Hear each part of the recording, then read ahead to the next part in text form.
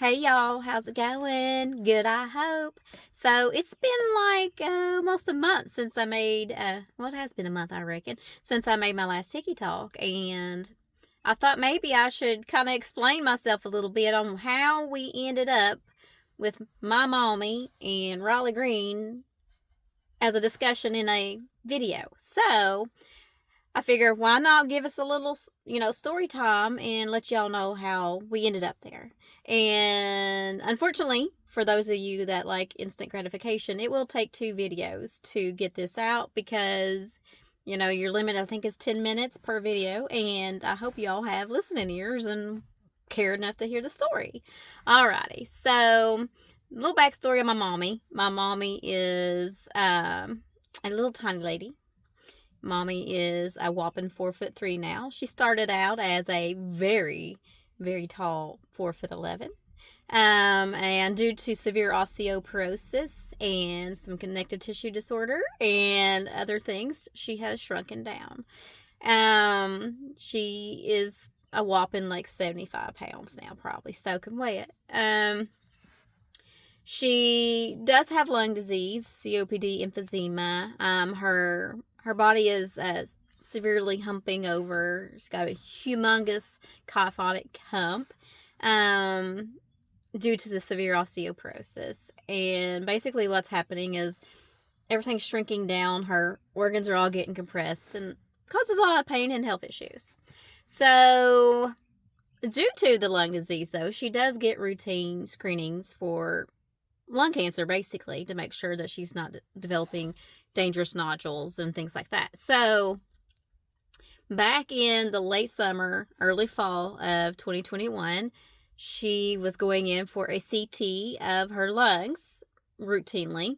And due to some weight loss and concerns from her very awesome doctor, nurse practitioner Abby back in Grayson, Kentucky, she said, you know what, Debbie, or she calls her Mamaw, by the way. She calls her Mamaw.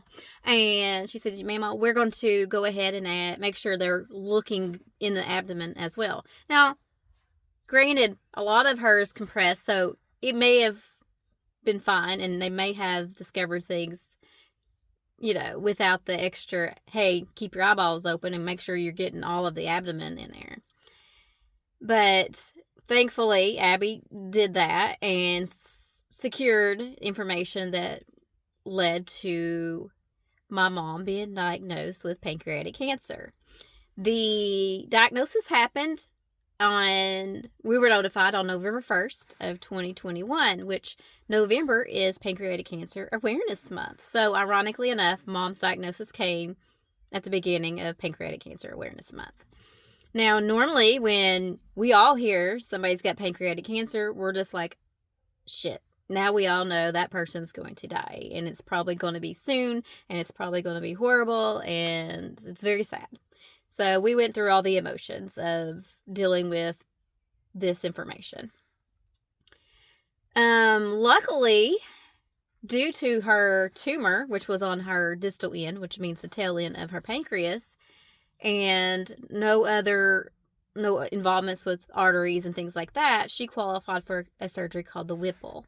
And some small percentage of pancreatic cancer patients actually qualify for the surgery because usually it's found too late and there's already artery involvement and just too high a risk, and it won't do no good because it's already spread. So on January 7th of 2022, Mommy goes in for her Whipple surgery. They remove her spleen. They take out some lymph nodes just to check if it's spread anywhere.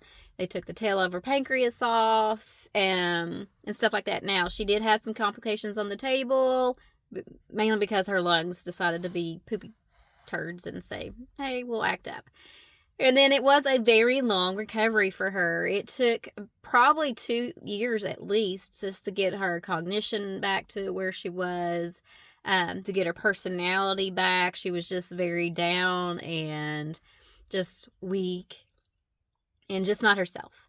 And slowly but surely she has gotten more of the little Debbie, the little Mamaw personality that everybody back home has grown to love. So during this time, we didn't know we were going to get to keep her, and how long we were going to get to keep her, and things like that. She didn't take chemo due to chemo is very hard when on pancreatic cancer patients because they use some very strong stuff, and with her being so small and frail and her fear of things like that anyway, opted to do no chemo, and went every 6 months for CT scans to keep following up to see if any more tumors had popped up.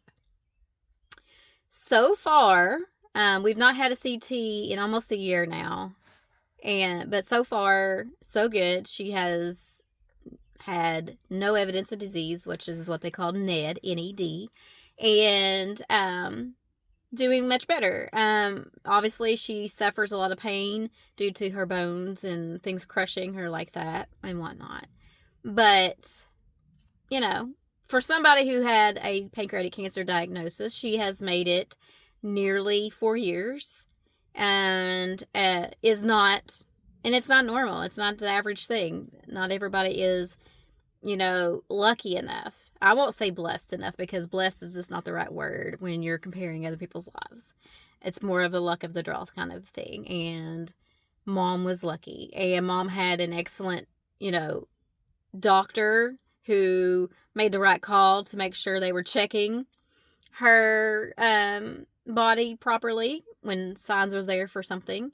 And saw fit to do that. And then she had an incredible surgeon named Dr. Kavanagh at UK hospital, and